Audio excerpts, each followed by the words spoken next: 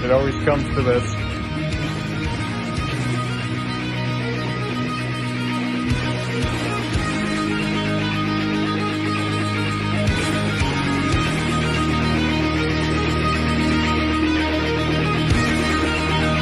More nice.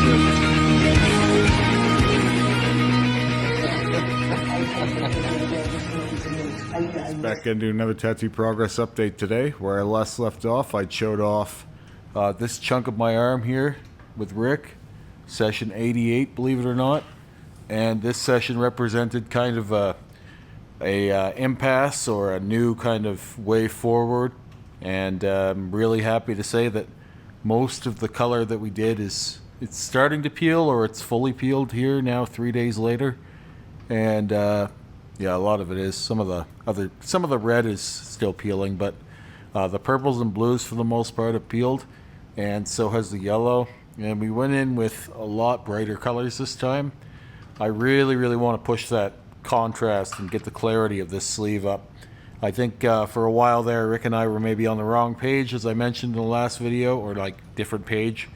I think his mind was still firmly in mostly dark with some bright highlights like we have here at the eyes and some other spots. Whereas what I was thinking for the last while is I want to try and make all of my color on black as bright as we can get it. Try and sort of force home the point of like you can get to the same point of color saturation over blackout as you can regular skin. I've shown this in multiple tattoos already, I feel like. But I want all of my work to be at that level. I'm kind of at the point of it's hard to even see that there was black in a lot of my stuff now, and that's kind of how I want to keep it going. It's become a bit of a side quest for me to see how rich we can get these colors. And I explained to Rick that all of the red that we did on my clavicle, shoulder, throat area is some of my favorite stuff that has been done over black yet, and so I kind of want to push that level of clarity and color saturation rather than the more muted tones that we've been working with so far. So I think that was an integral part of the whole sleeve, was having that conversation now, especially this late into it, where we could be walking away from this really any day. The only things that were left to do for the most part are still working on the elbow and the ironing out the hand tattoo. As far as the sleeve is concerned for now, that was really all that was left on the to-do list. And it's not that I'm trying to create more work, it's really not. It's just that I think that this level of color all throughout would be much better. And obviously some of this is still peeling, but more or less peeled. If we can get everything to that point, I think that's where I want to sign off on, and I think that's part of why I've been so committed to it. But similar to why we did the nebula red over top of the red velvet here, is I'm liking the more solid, brighter colors rather than the darker colors. And what I was liking more was how they were looking fresh with the darker colors, and liking them less as they healed, not because they weren't there, but because I'm looking to make a more profound effect. So things like the blues and the purples and the roses, I want to incorporate more of that, right? Even the same reason why I ended up putting so much more love into the chest pieces. The first finished version of it was just too dull. It was just not what I wanted it to be, and so I don't want to have any of those kinds of feelings towards this sleeve, where I've put so much work into it and I truly love the layout and the subject matter. I want this thing to be as cool as I can get it. And like, just imagine if all of this is in brighter blues, brighter purples. We had some of that in here, for example. If we can carry this theme throughout, I think that will be a much more distinguished look for the sleeve, and getting away more from the blackout base. So everything's going brighter.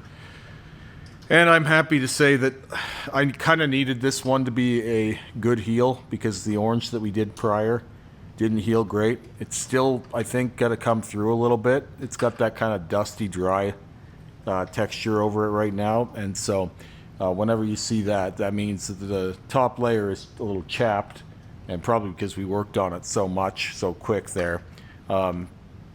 Once that heals out, I think that the orange will come back a little bit, but I'm not anticipating a ton of orange. It is a little oranger throughout the middle of the arm here, but again, not anticipating a full revival of the orange work that we did in there. And when we do hit it again here in a few weeks, I want to go in with more of the color scheme that we got up here, bringing more of these pinky reds in and stuff, trying to warm it up, brighter yellows. A lot of the yellows that were used in this so far have been more subdued, and we went in straight with atomic yellow for this one, so should be a brighter yellow going forward. And the yellow is so integral to bringing that piece to life. So with that said, a positive session with Rick this week, and I had my other session this week with Alex on the second pass of the bat. You'll have already seen that in the thumbnail. That's part of why I sometimes lead with the other stuff, is because, obviously it's going to be focused on the leg tattoo. It's in the thumbnail. So I will go ahead and show that off before I get into a talk about it. So here we are. Here's the second pass bat, looking nice and vibrant. And I don't anticipate that's going to fade back as much this time. I'll talk some more about the nuances of the session when I get the camera back where I want it. It's a little hard to do these leg tattoo videos. And I'll show you guys the candy cane. It's mostly healed already. Almost all of that is peeled. There's just a few spots in the red where Sarah may have gone back too many times. But being that it's the second pass and, most of the color was already in there, it was very easy to saturate that second layer. This is part of why I always recommend second passes anyway. It goes in easier, you spend less time working on it, and you get a lot of bang for your buck. While I'm here, there's Mr. Hanky still doing good. He's probably due for the second pass next. And then after that, I've got a whole bunch of other leg tattoos coming up. I thought maybe I'd be getting to work on Nosferatu again here soon, but I think he's still got to heal a little more. There's some spots in there that are still a little too pink, and that means that there's some scarring that's still healing. But he's holding up really good for what he is, so whenever we get back to it, that'll be probably one more session. But yeah, maybe by the time I've finished my leg tattoos over black in a year or two here, I'll have figured out a good way to film them. I only do that so I can show you guys that these things look like they look. There's no fucking weird photo editing. Alex is a bit like a Rick for photos. She does herself a disservice. You'll see in the pictures in the video, there's quite a bit of glare on the tattoo. It's just hard to get the glare off sometimes, but she's not doing any of this backdoor magic that some people are doing, where you can't trust the photo because it's very clearly tampered with. With her, we're very lucky that she gets the photo at all, and sometimes she even forgets to photo her stuff. She's a very, very talented artist, and I think color packing is her forte. I think she's very, very comfortable in that realm. It's part of why I wanted her to do this big one. I knew that the first pass going in, we did about 8.5, 9 hours, I think. Did all the lines, all the black, all the color, all the white. I knew I was in safe hands because I've already seen her cover up other stuff, and I've already seen her pack a lot of color, and all of her color goes in fairly evenly. So that is someone that you can trust to do color on black. Anyone that you see with solid color work healed, lots of punchy trad color work, they're going to be able to tattoo over black just fine. And I mention this because so many people are still asking me how you find someone who can do this. And the answer is it's not that hard. It's really anyone that can pack color can tattoo over black. That's all it is. It's not different. And even in her own words, she said when she started tattooing me the first time, she was very in her head about it, wondering how it was going to work and if it was going to be any different. But it was really just the same idea as always. And in fact, because my skin is in decent shape and taken care of, and I hydrate and moisturize daily, it was actually a little easier to pack color into me than it is most clients around here. People are going to have a hard time hearing that or believing it, but it's absolutely true. Even with multiple layers of black and pre-existing tattoos beneath that, it still was easier to saturate my skin than it is to saturate a lot of the crabs that come in here. So if I can stress one thing to you guys, it's take care of your skin. Hydrate. Don't drink a shitload of liquor before your session because you'll bleed out like a fucking fish. Eat a breakfast. So many people come in here and they haven't even eaten. And, moisturizing goes a long way. I started moisturizing my skin pretty much every day before I even had a full body suit.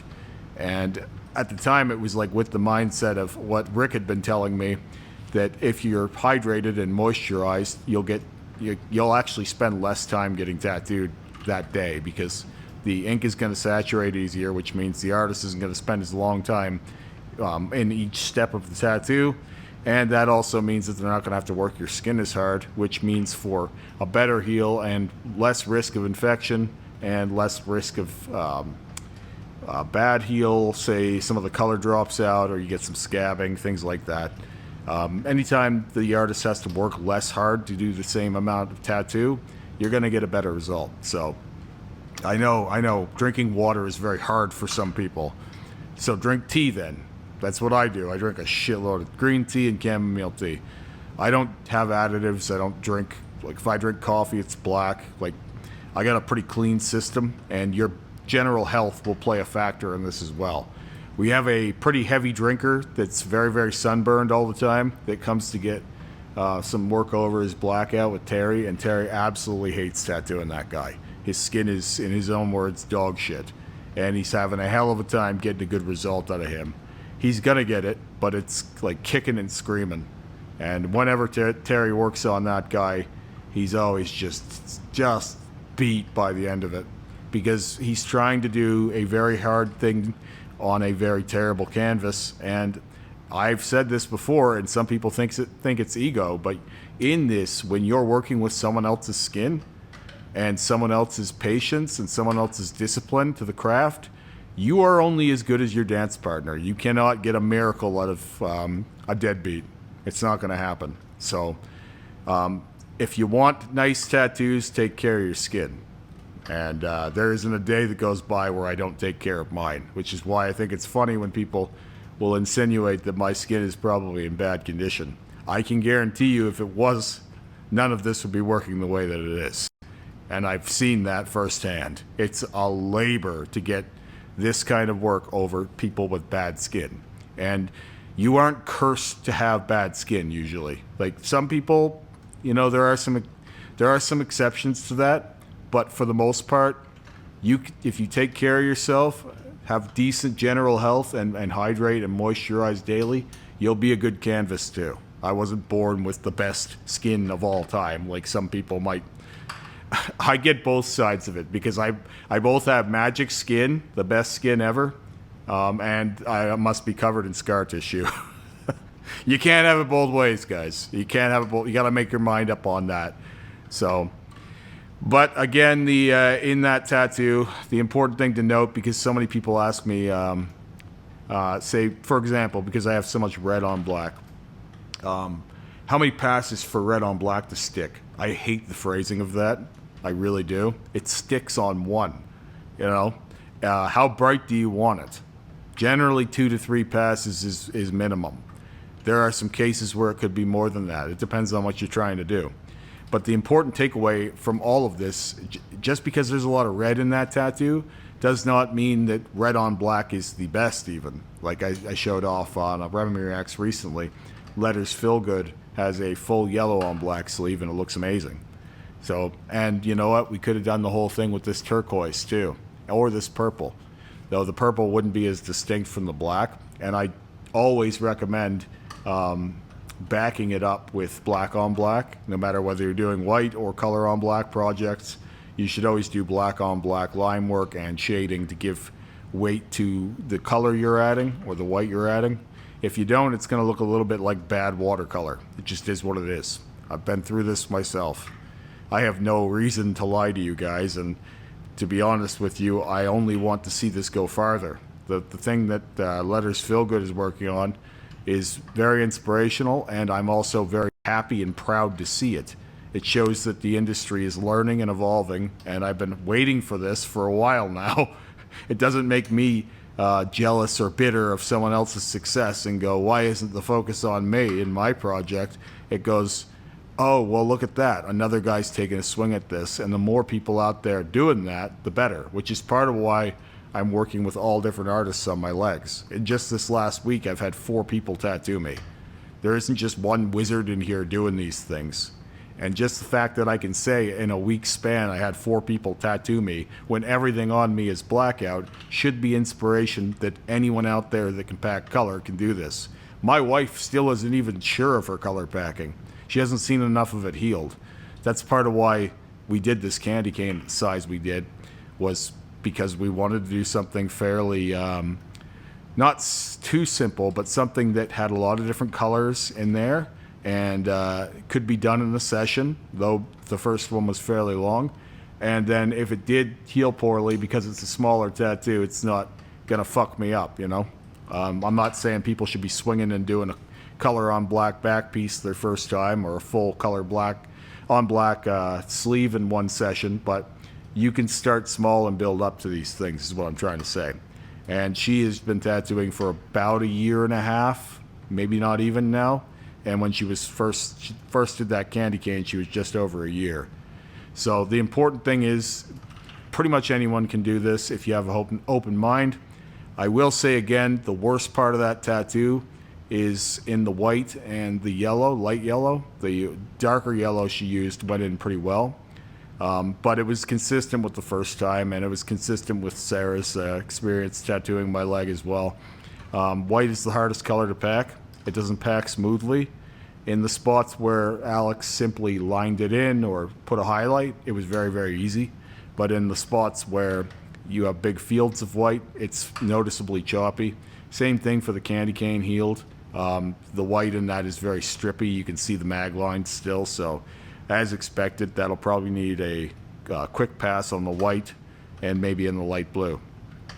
It's one of those things where I always wonder how white on black became the thing, because it's the worst thing to use over black, and it's by a long shot. With that said, I expect this tattoo to heal up very easily. It's already not sore. There's no plasma. It's about 12 hours after the tattoo was finished, and it was only sore for maybe an hour after the session. It's not overly swollen either. The one thing I will say that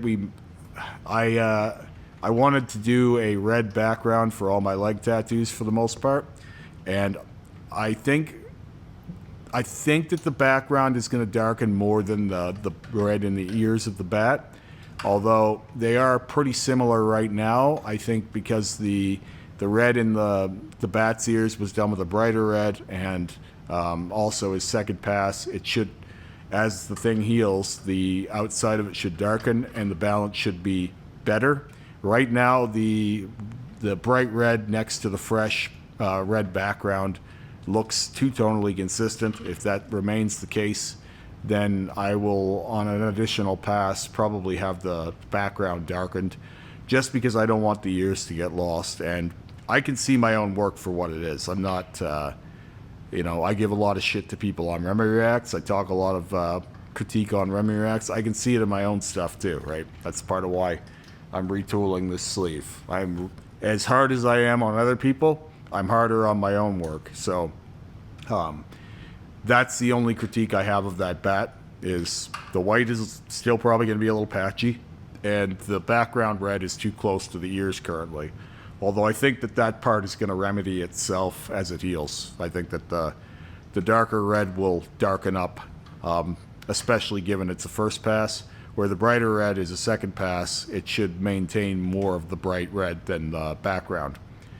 Anyway, I'll be talking to you guys here again next week. Rick and I are coming down through here, doing a little bit more of this color palette that we have up here. So this should dramatically alter the sleeve very quickly. And then after that, I have a session with Terry, and we're either going to be doing more on my fingers or more on my sleeve. I haven't decided yet. All right, I'll talk to you guys again soon. Have a great day.